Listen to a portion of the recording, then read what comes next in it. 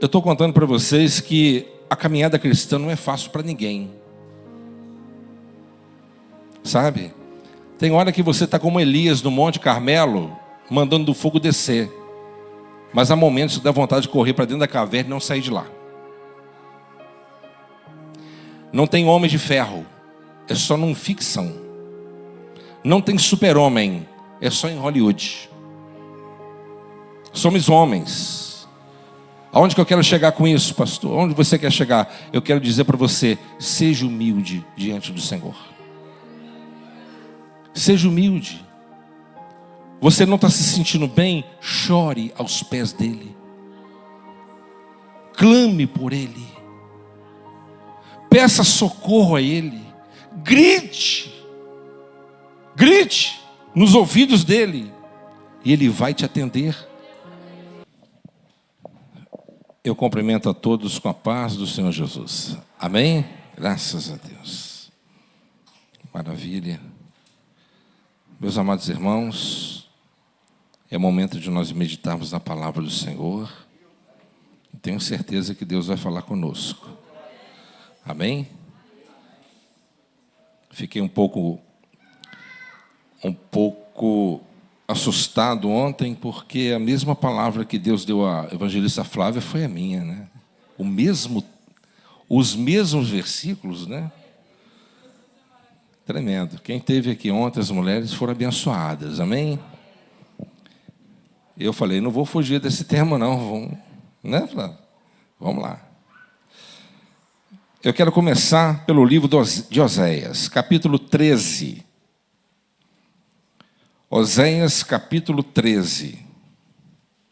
Livro do profeta Oséias. Eu estarei usando hoje uma versão, a versão Genebra, amém? É um pouco diferente do que estamos acostumados. No livro do profeta Oséias, capítulo 13, versículo 9. A tua ruína, ó Israel, vem de ti, e só de mim o teu socorro. Amém? A tua ruína, ó Israel, vem de ti, e só de mim o teu socorro. Ótimo. Agora vamos lá em 1 Samuel, capítulo 2, versículo 25. Eu quero que vocês prestem atenção na parte B desse versículo. 1 Samuel, capítulo 2, versículo 25. Se alguém peca contra outra pessoa, Deus poderá intervir em favor do culpado. Mas se alguém pecar contra o Senhor, quem poderá interceder? Preste atenção agora. Contudo, os filhos de Eli não deram atenção ao pai, pois o Senhor já havia decidido matá-los. Pode tomar o seu assento. Meus amados irmãos, começando aqui pelo livro do profeta Oséias, o Senhor, ele disse, a tua ruína, ó Israel, vem de ti, e só de mim o teu socorro. Irmãos, é um versículo muito pequeno, mas carregado de muitas instruções e advertências. Por quê? Porque o Senhor aqui, aqui está faltando um fundinho aí. Costumamos, né? O Senhor aqui, ele orienta ao povo dele a ter a plena consciência e responsabilidade dos seus próprios atos. Por quê? Porque nós somos culpados por causa da nossa própria desobediência. Mas é Deus, através da sua misericórdia, que nos resgata como forte. E aqui, o Senhor está dizendo, olha, se vocês estão à beira de um colapso, de uma punição, é porque vocês plantaram. É porque vocês cavaram abismos. É porque vocês semearam ventos e colherão tempestades. Meus amados irmãos, é muito importante nós entendermos a linguagem divina e principalmente darmos ouvidos à sua voz, porque Deus, Ele nos dá oportunidade, e muitas oportunidades, mas no momento que Deus, Ele fala assim, agora chega, acabou. Acabou. Quando eu fiz a leitura de 1 Samuel, acredito que boa parte de vocês são conhecedores a respeito desse texto. E a Flávia, a evangelista, explanou bem aqui ontem. E havia dois indivíduos, e aqueles indivíduos, Ofni e Finéias, eles eram filhos de Eli, o sacerdote. E aqueles rapazes, eu estou sendo generoso, aqueles homens de 50 anos, eles faziam de tudo para poder insultar a Deus, provocar a Deus. Por isso que Deus, Ele disse no texto, se você fizer alguma coisa contra o seu próximo, Deus te respaldará, havendo assim arrependimento. Mas se você afrontar o próprio Deus, quem te defenderá? Por quê, pastor? Porque Ofni e Finéias, eles eram homens que assumiram posições importantíssimas na nação, e eles estavam prostituindo, adulterando com as mulheres que trabalhavam no templo, abusando. E além disso, havia normas levíticas com relação aos sacrifícios que eram prestados perante o Deus Todo-Poderoso. O sacerdote, ele tinha por direito parte em um tanto de carne que estava dentro da panela. E ali o sacerdote, ele enfiava o garfo de 3 pontas, o que viesse era parte dele, o resto era sacrifício. E eles não obedeciam absolutamente nada, eles queriam comer gordura, eles queriam carne assada. E ali alguém disse, nós não podemos assar carne, o Senhor é contra isso. Me dá aqui, senão eu vou te tomar. Então eles faziam o que queriam. E não tinham mais temor diante do Deus Todo-Poderoso. E foi ali que Eli, o pai deles, chamou eles à responsabilidade. Mas ali, quando Eli chamou a atenção deles, já era tarde demais. Já era tarde. Por quê? Porque Deus, Ele já tinha determinado o fim deles. Eles tiveram muito tempo para poder se arrepender. Deus, Ele tinha dado muitos anos para que eles pudessem se arrepender dos seus pecados. Mas eles continuaram na iniquidade, continuaram afrontando o Senhor. E diz a Bíblia, que nós lemos aqui hoje, Eli chamou a atenção deles, mas eles não ouviram, porque Deus já havia determinado a morte deles. O que vocês entendem?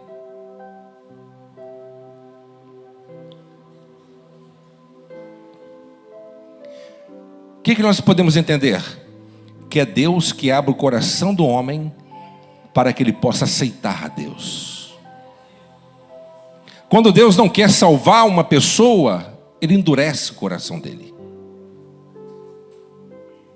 Por isso tem muita gente que fala assim: eu vou viver do jeito que eu quiser, mas na hora H eu me arrependo e Deus me perdoa. Você acha que Deus não te conhece? Você acha que Deus ele não conhece as suas intenções malignas? Eles ouviram uma pregação do próprio Pai, uma advertência, mas eles rejeitaram a advertência. Por quê? Porque Deus já não tinha plano para salvá-los. Deus já tinha determinado: eu vou matar eles, eu vou acabar com eles. Então aqui, meus amados, eu compreendo e entendo com muita clareza que a salvação do homem não é uma obra do homem, é uma obra de Deus. Não é o homem indo até a Deus, é Deus vindo até o homem. Porque a Bíblia diz que o homem está morto em seus delitos e pecados. O morto não pode fazer absolutamente nada, a não ser que receba vida. O cego não pode ver nada, a não ser que passe a enxergar. Todo homem que ainda não foi iluminado pela palavra de Deus e chamado eficazmente pelas mãos do eterno Deus, ele ainda está cego, surdo e mudo. A não ser que o Deus Todo-Poderoso inclina o coração do homem para poder aceitá-lo.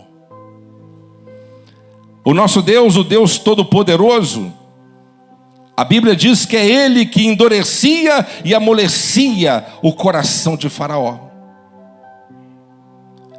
Aqueles que são eleitos de Deus, Deus, como dizia Einstein, Deus não joga dados.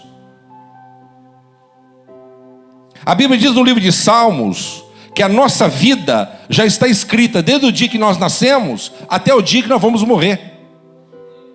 E você não irá além daquilo que já foi determinado por Ele.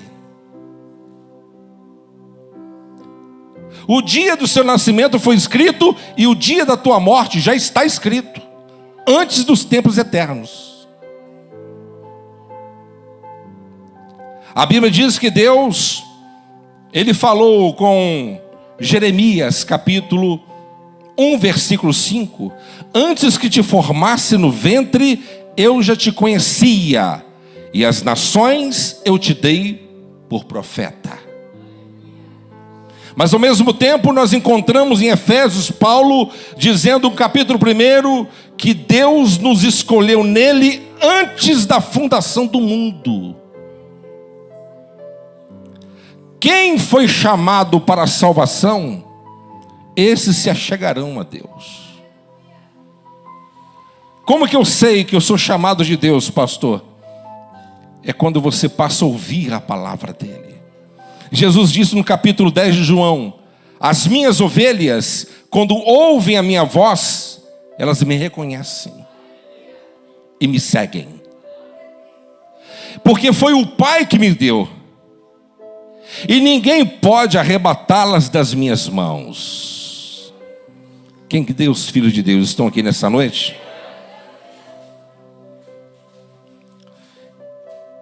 Mas, amados irmãos, o Deus Todo-Poderoso, eu olho essa passagem e vejo da seguinte forma: ninguém que vai para o inferno vai porque ele é inocente. Ele teve a sua chance, ele teve as suas oportunidades, ele teve as suas advertências. Deus, ele falou, irmão, ainda como diziam os antigos puritanos, Baxter, ele dizia, ainda que a Bíblia não existisse, ainda que não tivesse ninguém para pregar para você, mas você já tem dentro de ti, no seu campo mental, o tribunal da sua própria consciência. Não precisa de ninguém ler a Bíblia para saber o que é errado, o que é certo. Por quê, pastor? Porque Deus já colocou a essência dele dentro do homem. E aqui o Deus Todo-Poderoso, ele fala com clareza, dizendo: a tua ruína, ó Israel, vem de ti.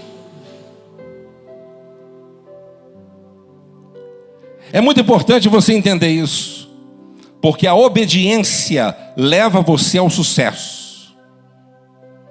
A obediência levará você ao propósito.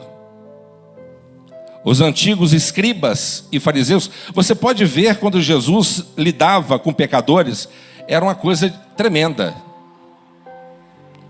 Quando ele lidava com pecadores, pessoas que estavam ali necessitadas, você observa para você ver quando você lê.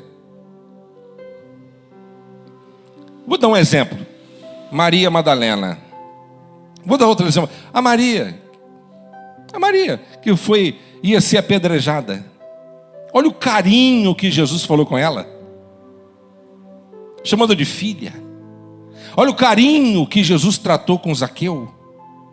Olha o carinho que Jesus tratou com aquele paralítico que havia 8 anos. E aquele que de 38 anos. Olha o carinho que Jesus tratou aquela mulher do fluxo. Mas quando Jesus se deparava diante de fariseus e escribas, ele mudava completamente a sua retórica. E eu acredito que até a fisionomia mudava. Por quê? Porque os escribas eram profissionais que eram encarregados de fazer cópias da Escritura e conheciam a língua materna, e escreviam e replicavam as Escrituras de uma forma muito precisa. E os escribas, eles conheciam textos inteiros de cabeça, e por isso se gabavam, se orgulhavam, mas não praticavam. E por isso Jesus ficava bravo com eles. E assim também os outros demais religiosos. Então aqui, meus irmãos, quanto mais é dado, mais é cobrado. A grande questão não é a quantidade de coisas que você, ou informações que você já obteve a respeito das Escrituras Sagradas. A grande questão é o seguinte: você conhece a Bíblia, você tem vindo no culto, você tem ouvido a palavra de Deus, Deus tem falado com você, mas a pergunta é simples: você nasceu de novo?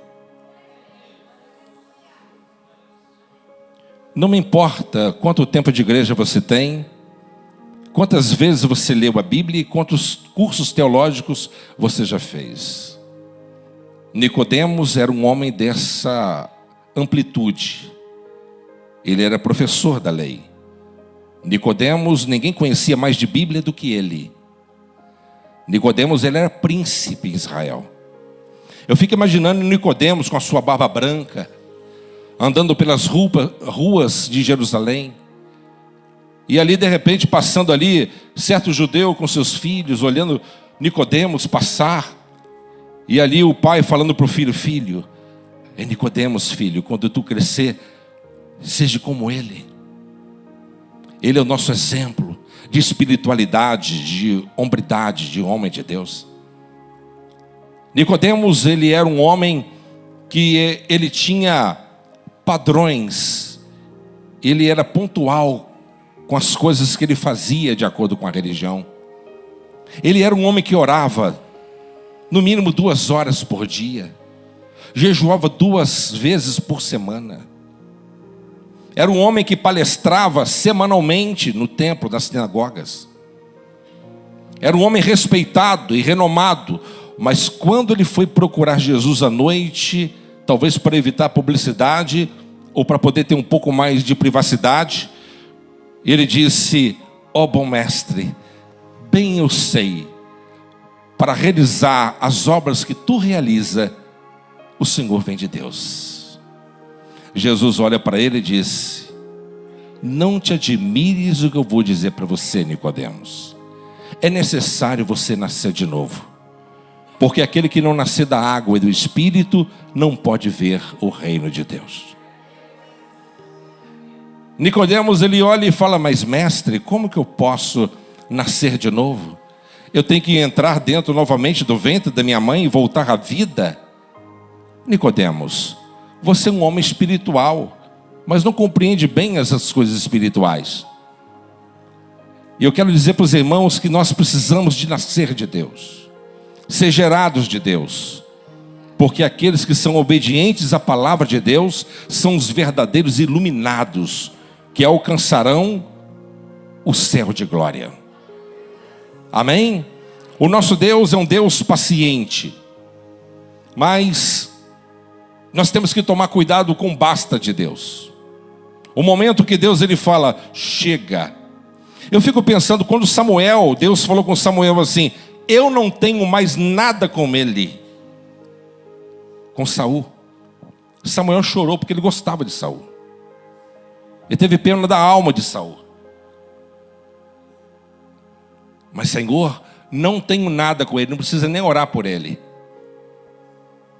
O meu espírito retirei dele. Eu não quero mais nada com ele. Porque ele me envergonhou. Ele me desobedeceu. Ele me desonrou. Eu dei oportunidade, ele me desobedeceu. E por isso eu não quero mais nada com ele. Irmão, é muito triste. É muito triste porque você pode talvez sofrer um trauma na família. E você pode talvez sofrer um trauma a ponto de ser rejeitado até pela sua própria mãe. Coisa difícil isso, mas pode acontecer. Você pode ser rejeitado pelo seu próprio pai. Você pode ser rejeitado por qualquer pessoa. Mas uma coisa é você ser rejeitado pelas pessoas, pelos homens, mas ser rejeitado por Deus.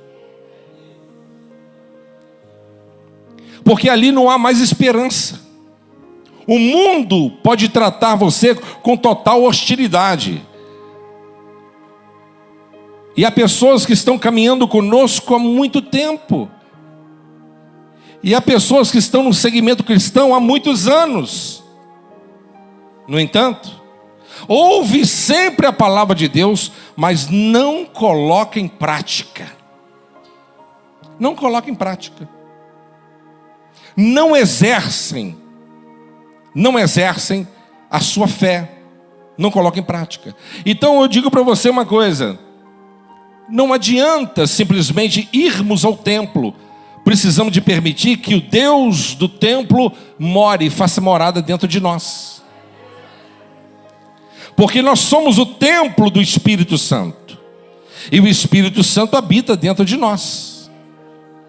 Não basta você somente conhecer a palavra, mas você tem que obedecer à palavra, viver pela palavra, alimentar da palavra e ter temor. O que é temer a Deus? É ter medo de Deus. O que é o temor? Falando de uma forma simplificada, o temor é você ter medo de entristecer o coração daquele que você ama. Você ama tanto aquela pessoa que você toma muito cuidado. Mesmo aquela pessoa, você sabe que está no caminho errado, você sabe que ele está deslizando, você sabe que você é amiga dela, amigo dele, você precisa advertir, mas você toma maior cuidado com palavras, porque você tem medo de entristecer o coração dele. E nós não pecamos, evitamos de pecar, porque nós temos medo de entristecer o coração de Deus. Mas Deus entristece o seu coração, Ele é Deus. A Bíblia diz que nós não devemos entristecer o Espírito Santo. Não entristeçais o Espírito Santo de Deus. Quem me entende aqui nesta noite? É Deus que abre os olhos. Talvez você está na igreja há muito tempo, muitos anos, mas ainda você não passou por essa transformação completa e genuína. Há pessoas que já converteram intelectualmente, mas não se converteram espiritualmente. O que é se converter intelectualmente? Você já leu a Bíblia, você já analisou pontos, você já viu que realmente é isso mesmo.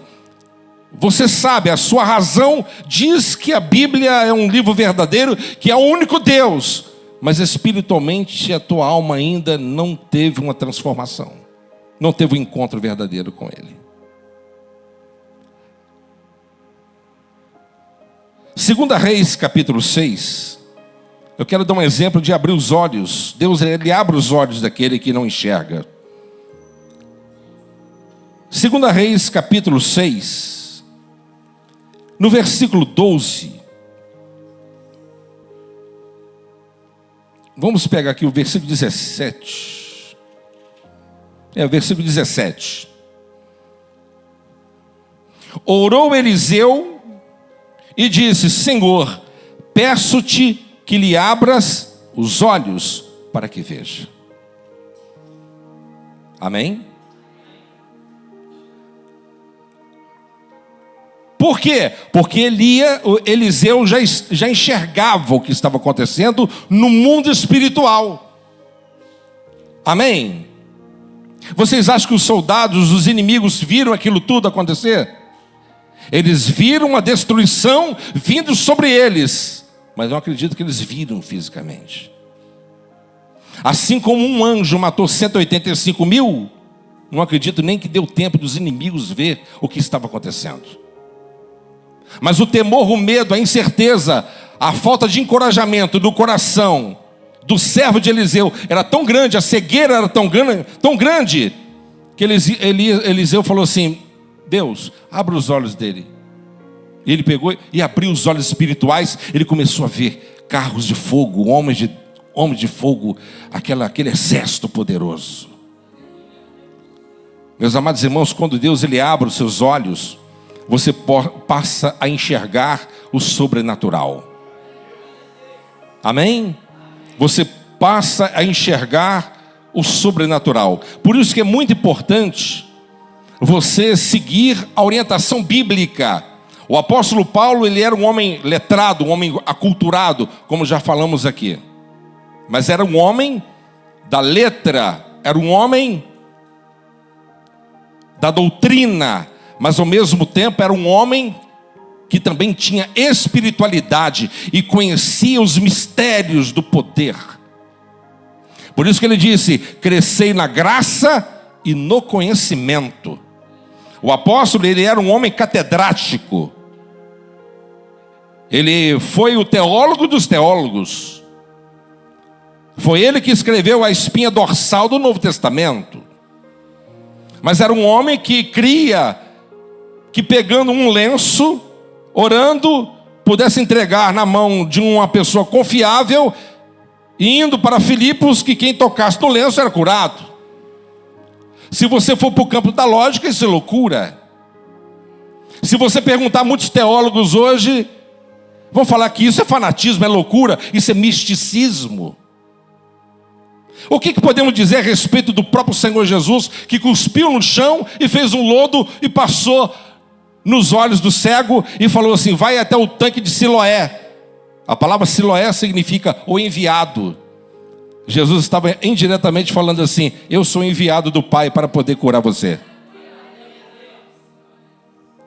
Então, meus amados irmãos, nós precisamos de pedir a Deus que venha abrir os nossos olhos para que nós possamos ver o Deus Todo-Poderoso, a sua glória, e principalmente detectar no mundo espiritual as artimanhas que o inimigo tem utilizado nos dias atuais para remover pessoas do meio do corpo da igreja. Amém? Olha só o que está escrito em Gênesis capítulo 21. Gênesis capítulo 21. Você que tem a sua Bíblia, você quiser ler, capítulo 21, versículo 19.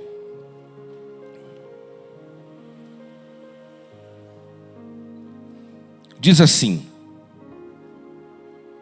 abrindo-lhe Deus os olhos, viu ela um poço de água, e indo a ele, encheu de água o odre e deu de beber o rapaz. Amém? Irmãos, para quem crer no milagre de Deus, Deus ele faz milagres e prodígios. Amém? Você precisa de ser tocada por Deus, para que os seus olhos espirituais se abram. porque você vai encontrar fonte de águas vivas, que está lutando e pelejando para que você possa ter uma vida de qualidade, uma vida rica, uma vida abundante. Como o louvor magnífico que foi apresentado ao Senhor nesta noite, nós não somos mais escravos. Nós éramos escravos e condenados à perdição. Um homem sem Deus, ele está condenado. Mas Deus nos deu a libertação. Ele quebrou os aguilhões, as algemas espirituais e nos proporcionou a libertação. E já não somos mais escravos do pecado, mas livres somos, pelo poder que há no sangue do Senhor Jesus. Nós não somos escravos mais. Você era cega, você era cego, hoje você pode ver, hoje você pode detectar. O inimigo vem com um prato para você e você consegue discernir. Mas eu quero dizer para você que já consegue alcançar esse nível de discernimento: vigia. A Bíblia diz: ore. É assim que diz? Não. Ela disse: vigiai e orai, para que não venha cair em tentação. Amém, pessoal? Então a palavra de hoje é para aqueles que já foram envolvidos, aqueles que já foram chamados por Deus, aqueles que já conhecem a palavra de Deus, para que você não venha sucumbir diante das lutas e os problemas da vida. Amém? Toma cuidado com os conselhos. Avalie. Os seus ouvidos têm que ser santos. Tome cuidado com aquilo que você tem ouvido. A música que você tem ouvido. Ou a pregação, a mensagem que você tem ouvido. Os conselhos que você tem ouvido. Sabe como Davi caiu? Sabe? Davi caiu por causa de um conselho. A Bíblia diz que ele recebeu um conselho. Só que aquele conselho, ele tinha lógica, mas não era um conselho de Deus. Uma pessoa disse para ele: majestade, qualquer soldado que morrer no meio da batalha é menos um. Nós temos 1.300.000 soldados. 300 soldados de elite. Os 30 melhores de todo o reino. E temos os melhores capitães e generais. Mas qualquer um deles que morra na batalha, ele é substituído imediatamente. Mas se porventura morreu o Senhor, quem vai substituí-lo? Tem lógica, né? Tem lógica. Então fique em casa. Fique em casa. Em casa você está seguro. Deixa com a gente. Joabe está lá, Psai, Josebede, todos os capitães estão lá. Está tranquilo. Vamos tirar de letra. O senhor fica aí orando e a gente vai pelejando, tudo tranquilo. Davi falou assim: é mesmo, boa ideia. Boa ideia. E Davi começou a ficar dentro do palácio enquanto o povo estava em batalha. E de repente começou a passear no palácio. Uma coisa que ele não tinha nem tempo para isso. E ele começou a passear. Até que um dia, um dos passeios que ele estava fazendo, quem ele vê? O inimigo coloca para ele ver. Hã? A esposa de Urias. A esposa de Urias estava tomando banho. E lá da visão privilegiada que Davi tinha, ele viu claramente. E ali o inimigo cegou o seu entendimento. E até hoje o povo colhe consequências. Até hoje o povo está dividido. O que Davi cometeu naquela época, até hoje o povo colhe. Pastor, mas Deus perdoou ele? Perdoou. porque houve arrependimento verdadeiro e Deus avaliou isso. Mas as consequências virão. Deus, ele perdoou Davi? Perdoou. Mas Deus falou assim: eu te perdoo, meu filho, mas tem um porém. Consequências virão. A espada nunca mais sairá da tua casa. O que você fez escondido, o teu filho Absalão vai pegar suas concubinas e vai adulterar em praça pública para todo mundo ver. Vai te humilhar. Além do mais, vai se levantar rebelião dentro da sua própria casa, dentro da sua própria família. Absalão vai querer tomar o teu reino e Tamar vai ser violentada por Aminon. E Absalão vai vingar ele depois de 2 anos, matando ele numa armadilha. A sua família vai virar um pandemônio. O que eu quero dizer para vocês aqui nessa noite? Calcule muito bem tudo o que você fizer, porque tudo o que você fizer tem consequência. Amém, pessoal? Tudo há consequências. Então é importante nós estarmos bem antenados e guardar a palavra de Deus no nosso coração. Se você estiver diante de uma grande confrontação, de uma grande tentação, e você estiver abalado na carne, clama. Irmão, eu estava lembrando, eu estava contando para os irmãos esses dias, algo que aconteceu. Eu contei para uma irmã, que aconteceu há muitos anos atrás. Eu vou poupar, não vou falar porque está gravando. Há mais de 20 anos atrás, eu conheci um irmão. Esse homem, ele era, no mundo ele era traficante, vivia no mundo do crime, aceitou Jesus na cadeia. A Renata conheceu ele e conhece a esposa, etc. Ele se casou com essa moça, e essa moça engravidou. Ele era do mesmo ministério que eu.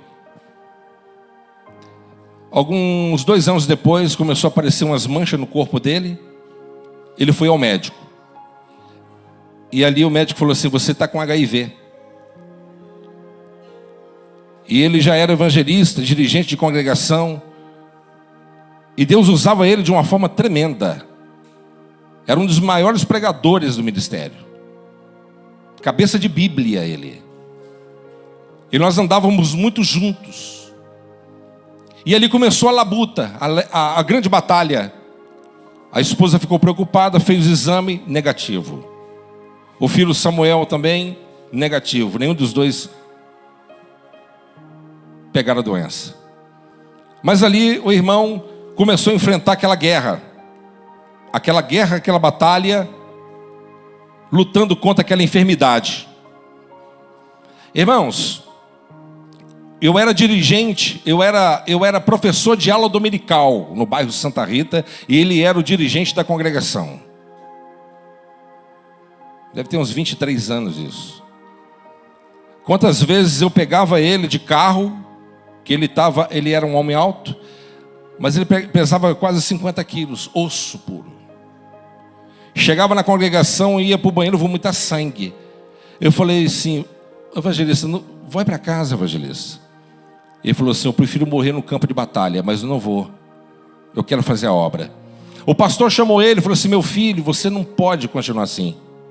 Você tem que se tratar primeiro. E ele pegou, foi duro, ele falou assim: se o senhor me tirar da congregação e eu morrer, a culpa é sua. Falou com o pastor. E ele foi. A doença consumindo. Eu ia no Bahamas, ele ganhava frutas. Eu ia no Bahamas, pegava caixote, levava para a casa dele. E eu fui acompanhando aquilo tudo. Alguns anos depois, este irmão, ele foi se recuperando. Os sintomas desapareceu. E aí Deus mandou ele fazer um exame. Ele fez o primeiro exame, deu negativo. Deus usou uma pessoa e falou assim: olha, o Senhor cura o teu sangue hoje. E ali as pessoas falaram: ah, mas isso aí pode acontecer, é bom tirar mais um exame. Ele fez mais 2 exames, e todos negativos. Ele foi curado, comprovado, e um grande pregador. E esse mesmo irmão, que eu admirava e continuo admirando, ele partiu para o Senhor agora. Eu estava numa reunião de pastores, só ministros, 3 dias de reunião. E o pastor Fernando talvez lembre disso. Ele sabe quem eu estou falando. E aquele irmão, aquele evangelista, ele num dado momento, na hora da reunião, ele começou a chorar e falou: pastor, eu preciso de ajuda. Ele começou a chorar, irmão. Você lembra disso, pastor Fernando? Lembra disso? Você estava lá, não estava? Pastor Fernando estava lá. Aquele irmão começou a chorar, mas chorar mesmo. Eu preciso de ajuda, eu não quero cair. Eu não quero cair. Eu estou fraco. Eu estou fraco. Me ajuda. E ali, os irmãos ficaram comovidos. Pastor, presidente também, orou para ele. Ele se levantou. Por que eu estou contando isso tudo para vocês? Eu estou contando para vocês que a caminhada cristã não é fácil para ninguém. Sabe? Tem hora que você está como Elias no Monte Carmelo, mandando do fogo descer. Mas há momentos que dá vontade de correr para dentro da caverna e não sair de lá. Não tem homem de ferro, é só num ficção. Não tem super-homem, é só em Hollywood. Somos homens. Aonde que eu quero chegar com isso, pastor? Onde você quer chegar? Eu quero dizer para você: seja humilde diante do Senhor. Seja humilde. Você não está se sentindo bem? Chore aos pés dele. Clame por ele. Peça socorro a ele. Grite. Grite nos ouvidos dele. E ele vai te atender. Olha aqui que Oséias ele diz, para mim terminar: a tua ruína, ó Israel, vem de ti, mas só de mim o teu socorro. Só de Deus é o socorro. Talvez você está colhendo alguma coisa que você sabe, só Deus e você sabe. Mas Deus, ele tem um socorro, só Ele tem um socorro para você. Só Ele tem o perdão para você.